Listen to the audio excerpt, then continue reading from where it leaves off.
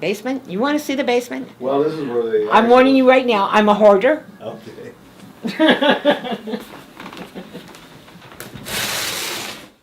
The house belonged to the McLean family.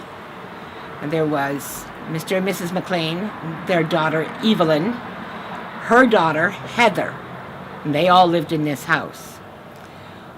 When the torso case came to public knowledge and a trial started, Mr. McLean, under financial constraints, had to sell the house.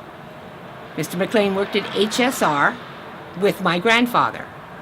My grandfather told my father this house was going up for sale. My mother was already expecting me. They bought the house and moved in 3 days before I was born. It's the only house I've ever owned. You ready for this?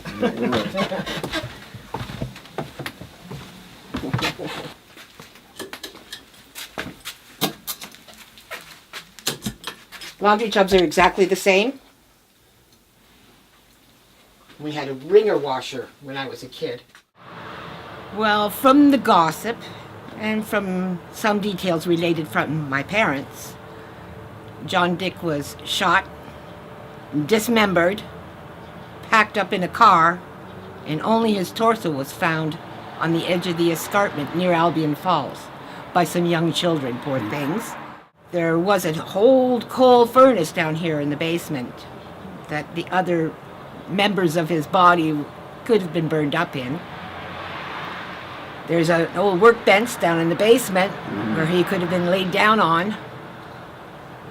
It's hard to say. He could have been sawed up there.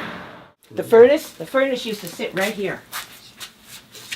Big old coal furnace, and the coal used to come in that window. Now, the slug in the wall, I wouldn't know where that was. If you had any idea where that might have been, I don't know. This is an original door here.